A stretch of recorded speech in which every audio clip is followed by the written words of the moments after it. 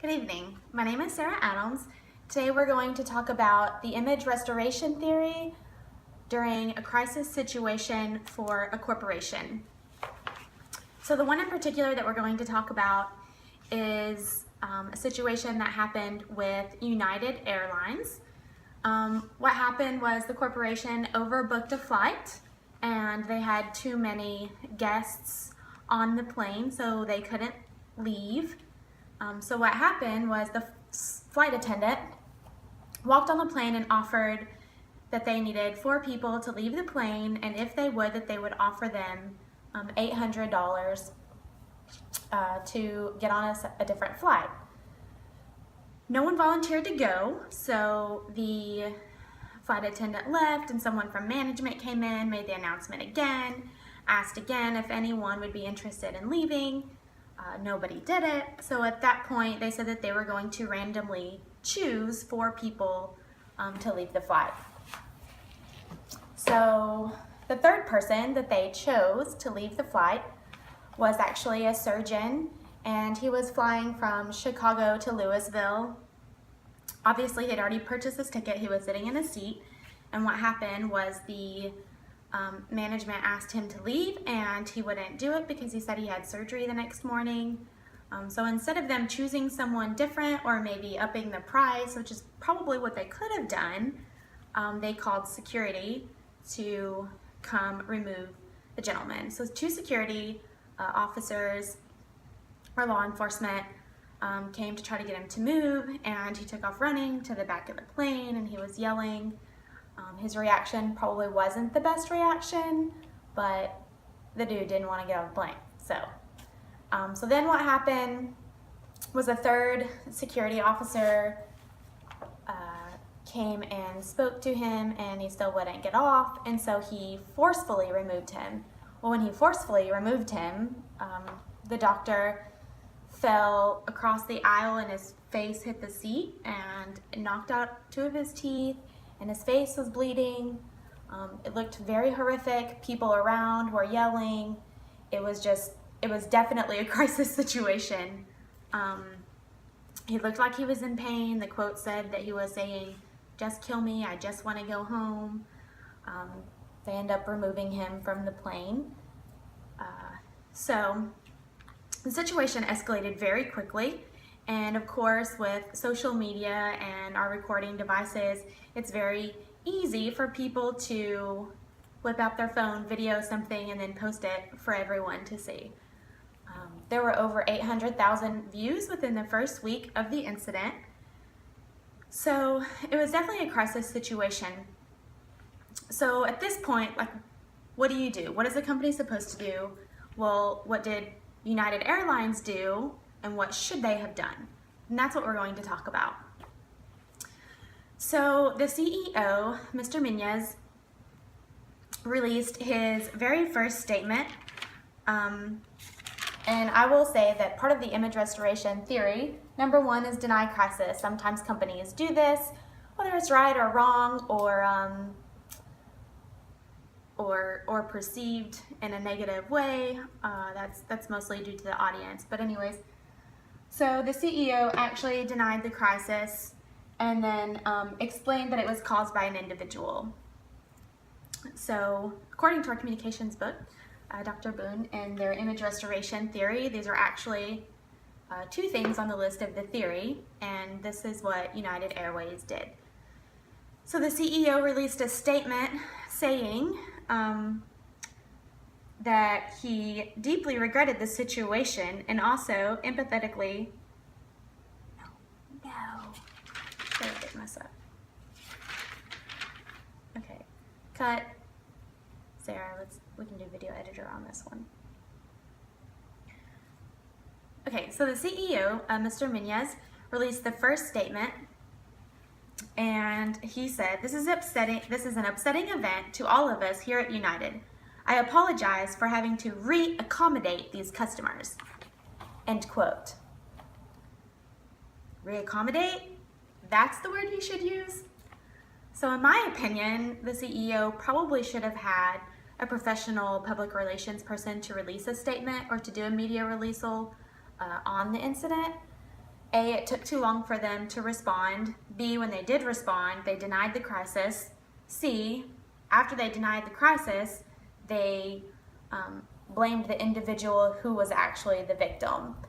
So an important thing that we have to remember as a corporation is that perception is reality, right? So if the guests or the audience perceive your corporation as doing something wrong, whether it's right or wrong or within policies or guidelines, it's wrong. So the CEO had also released a statement that they had the right to refuse service to anyone, and that's what they had chosen to do. Okay, so it's within their policies. Legally, maybe they could do it, but could they use that much force? Did they overextend? Pause, cut. Did they use too much force? Absolutely. Could they have went about it a different way? Absolutely. Should they not have overbooked the plane? Absolutely. Also within the company's policies and guidelines, they can offer up to $1,350 and they only went up to $800. Maybe if they had offered more, somebody else would have given up a seat. That could have been an option. Obviously it wasn't for the workers at that time.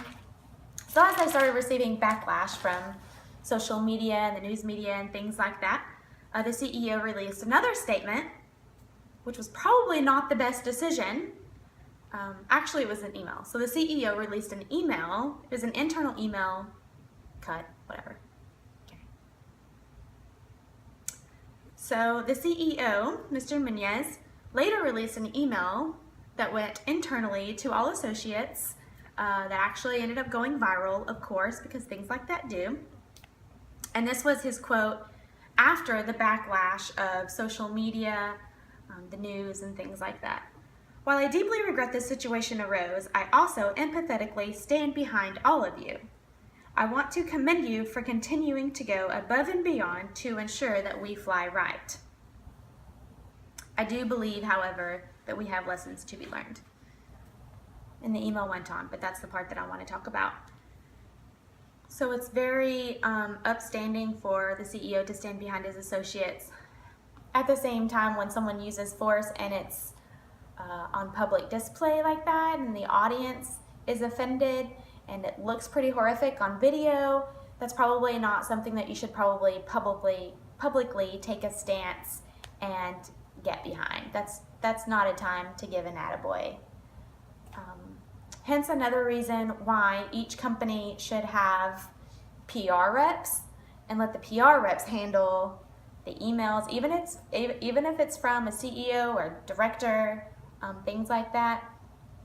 I know that my organization, our marketing department, literally writes everything for our general managers, our directors, and things like that. So anyways, I would say that